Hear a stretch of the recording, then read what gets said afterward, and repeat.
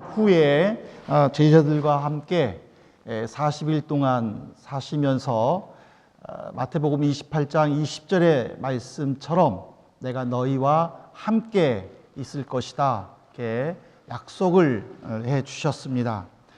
이 약속의 말씀을 굳게 믿고 예배 자리에 오신 우리 성도님들 진심으로 주의 평안이 넘치기를 바랍니다.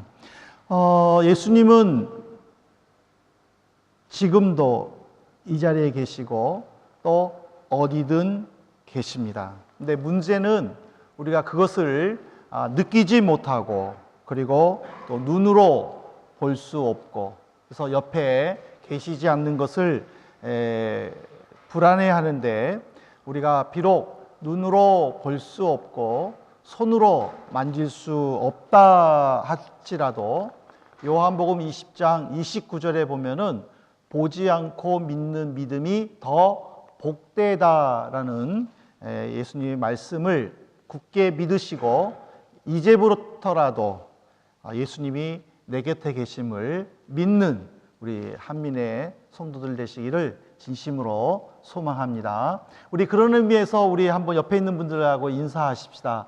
예수님은 당신을 사랑하십니다. 우리 한번 서로 인사하십시다.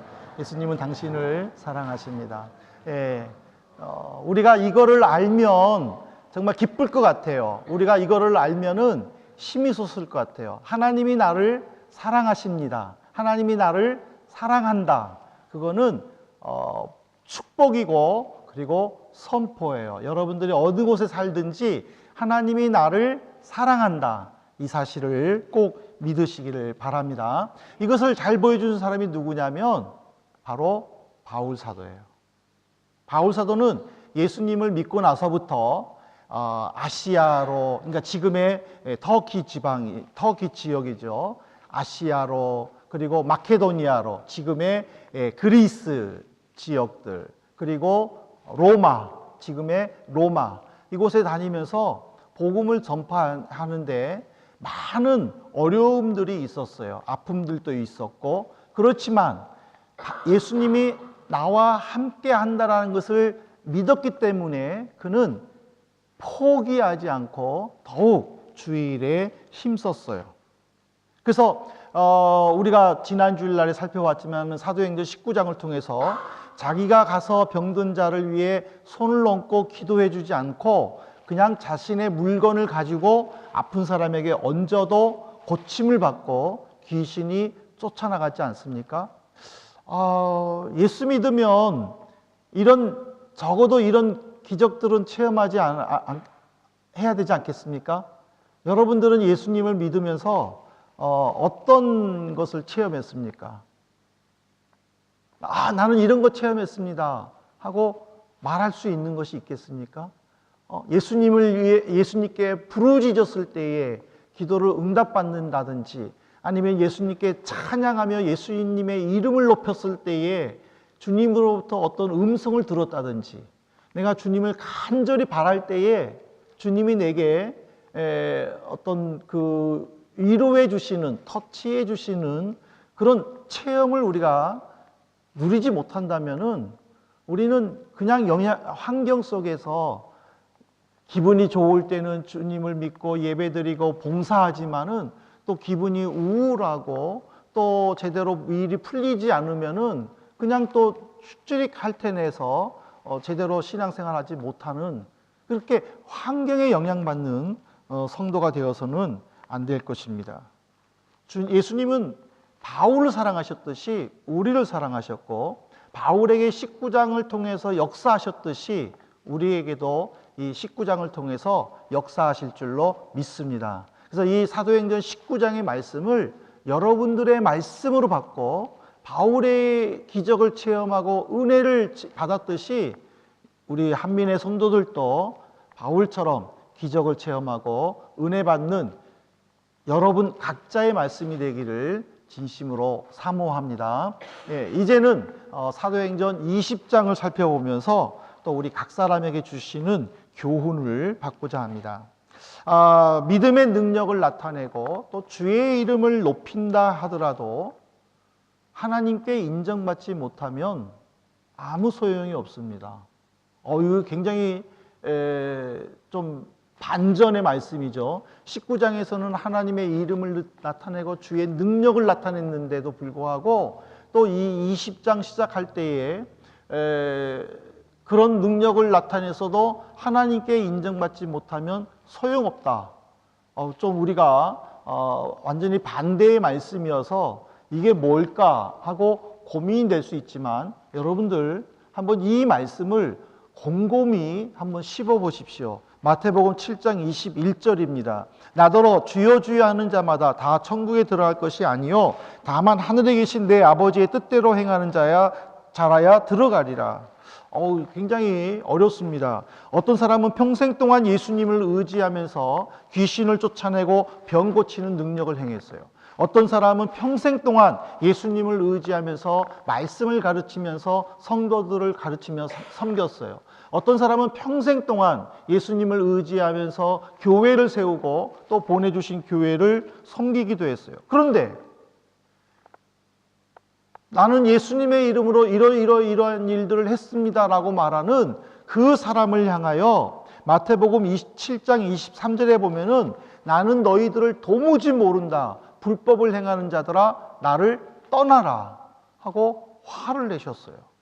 아니 주님의 이 일을 행하는 사람이 어떤 일을 했길래 이런 선언을 하셨을까? 우리는 이 21절의 말씀에 보면서 하나님의 하늘에 계신 내 아버지의 뜻이라는 이 선언을 통해서 우리는 한번 우리의 삶을 돌아봐야 합니다. 성도 입장에서 기도 응답받고 주변 사람들을 세워서 주께로 인도하는 사역이 얼마나 중요합니까? 성도 입장에서 귀신을 쫓아내고 병을 고쳐주는 능력을 행하는 것이 참 중요하지 않습니까? 또 성도 입장에서 연약한 성도들에게 바른 신앙생활을 할 수 있도록 가르치고 또 보내심을 받은 교회를 잘 섬기는 것 중요하지 않겠습니까? 근데 이보다 더 중요한 것은 그것이 정말 하나님의 뜻일까를 한 번 더 점검해 보아야 한다는 사실입니다.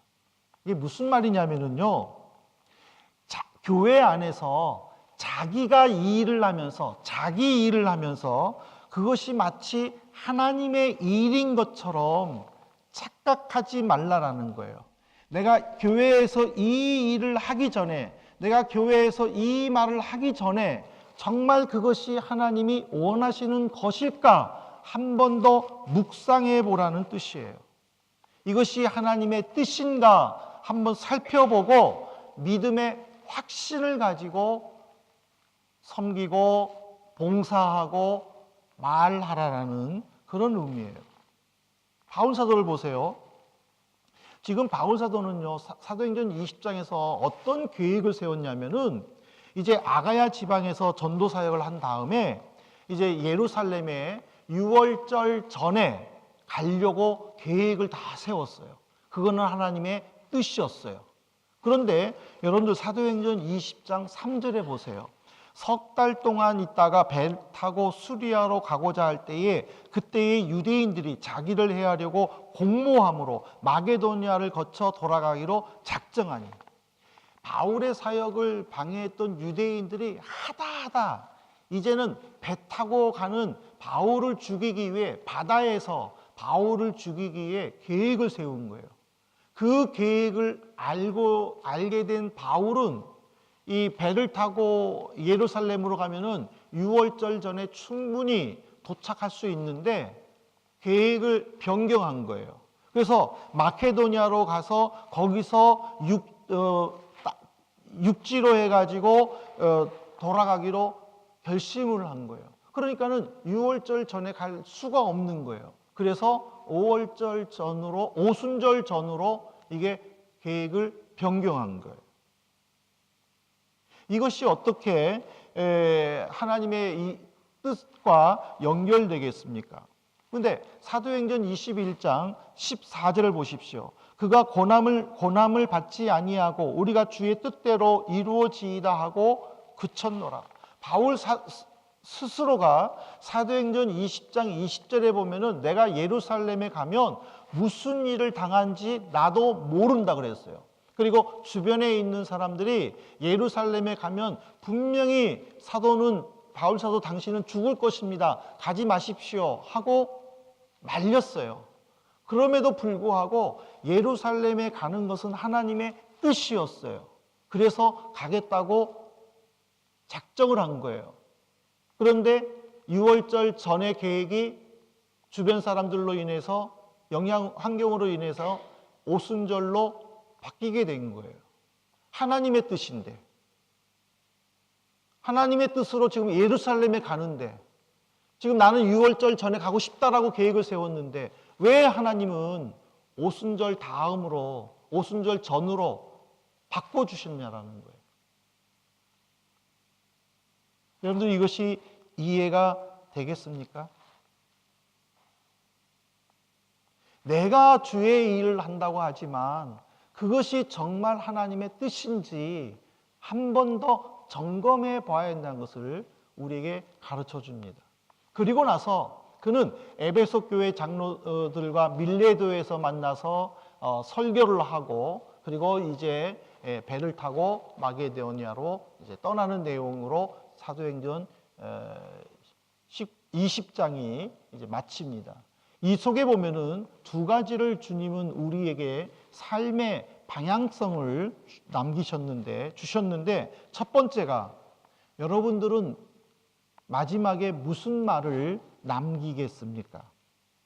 바울 사도는 에베소 교회 장로님들과 같이 밀레도에서 교제를 나누면서 그는 마지막으로 남기는 말이 내가 3년 동안 교회를 어떻게 섬겼는지 너희들은 알 것이다. 이제 내가 예루살렘으로 떠나지만 너희들은 하나님의 세움을 받은 감독자로서 주의 교회와 성도들을 섬겨야 한다 하고 설교를 했습니다. 이것이 바로 20장 19절부터 35절까지 나오는 바울 사도의 설교 내용이에요.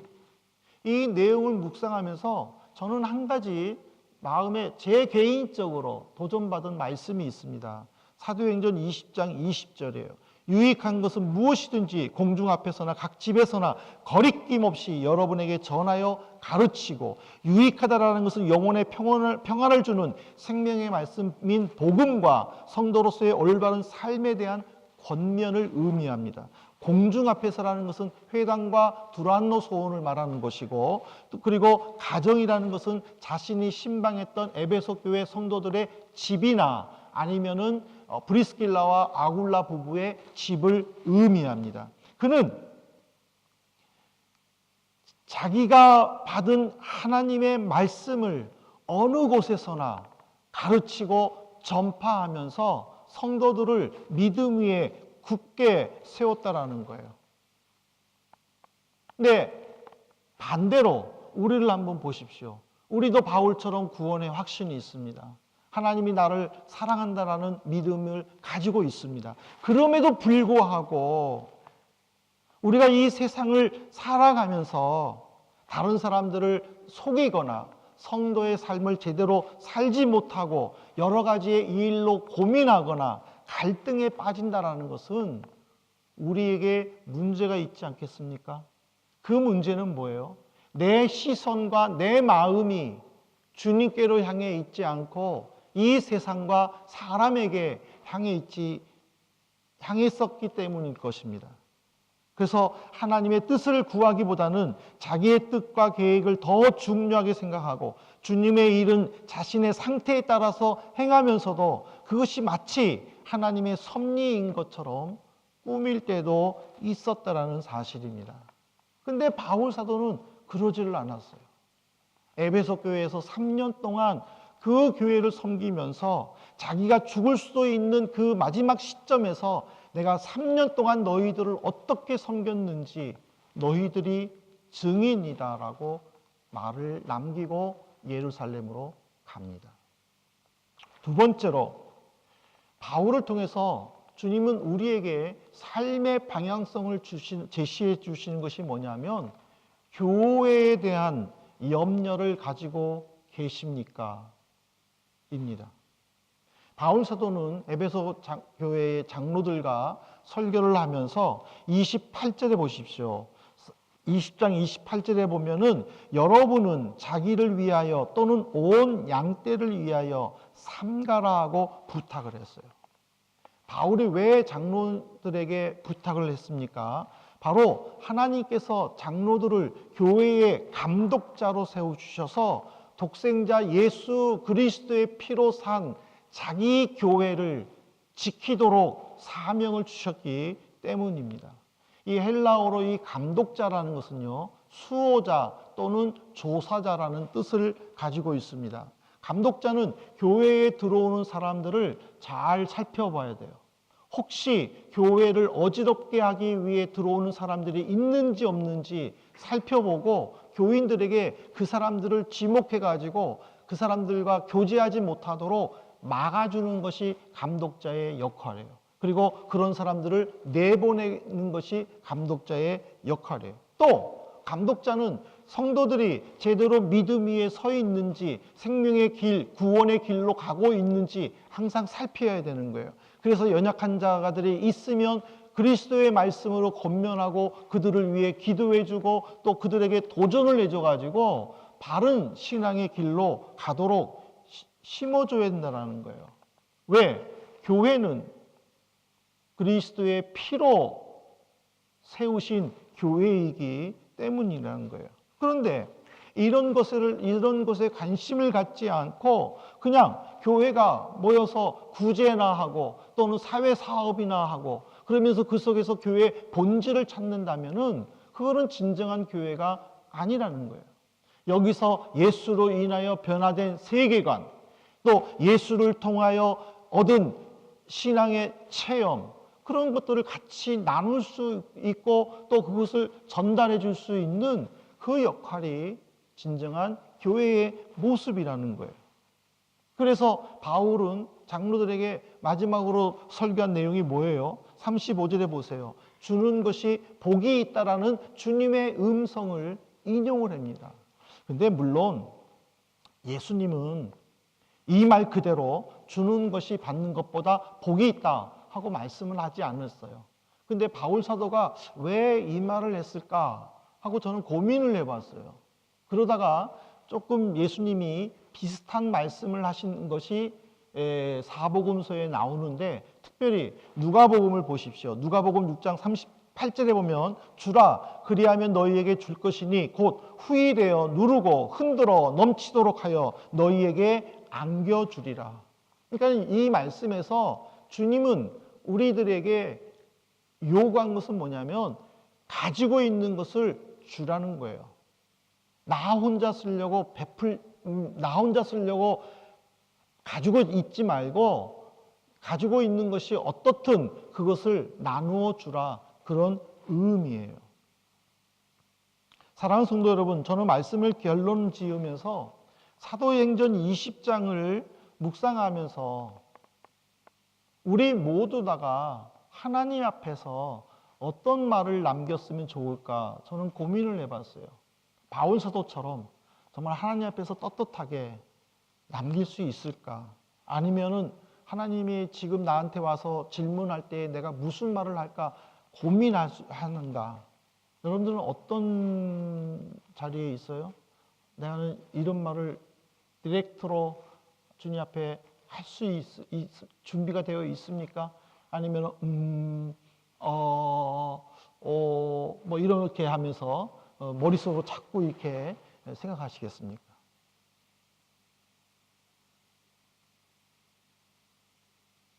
바울이 교회를 걱정하면서 교회 지도자들에게 주께서 세워주신 교회를 잘 보살펴 달라고 부탁하듯이 우리들의 삶도 교회를 먼저 생각하고 하나님의 나라를 먼저 생각하는 우리 성도들이 되기를 진심으로 소망을 합니다. 일주일에 한 번 드린다고 하나님의 뜻을 행하는 성도라고 또 교회라고 말할 수 없습니다. 말씀을 배우고 기도했다고 내가 하나님께 예배드렸다, 하나님의 뜻을 성취했다, 그렇게 말할 수 없습니다. 주님이 우리에게 요구하는 것은 삶의 일부가 아니라 삶의 전부입니다. 세상에서 6일 동안 내 일에 성실하게 살지만은 그 삶의 현장에서 예수님이 나와 함께 계시다라는 믿음을 가지고 예배당에 나와 예배드리는 심정으로 세상에 살아야 됩니다. 일주일에 한 번 우리가 예배를 드리고 있지만은 6일 동안 예수님께 내가 예배를 드린다라는 그런 심정으로 하나님의 임재를 느끼면서 예배를 드려야 됩니다. 바로 이런 자들을 하나님은 인정해 주시는 겁니다. 그리고 우리에게 이러한 믿음의 본을 보이라고 요구하십니다. 한민의 우리 성도 여러분, 이제 하나님 앞에서 어떤 말 할 것인지 마음으로 묵상하시고 더 이상 글쎄요 이렇게 이제는 말하지 마십시오. 어느 누가 질문을 해도 주님, 나는 이런 소망이 있습니다. 주님, 나는 이런 비전을 가지고 있습니다. 주님, 나는 이것을 위해 신앙생활하며 주님께 가고 싶습니다. 그렇게 말할 수 있는 우리 성도들 되시기를 진심으로 축복합니다.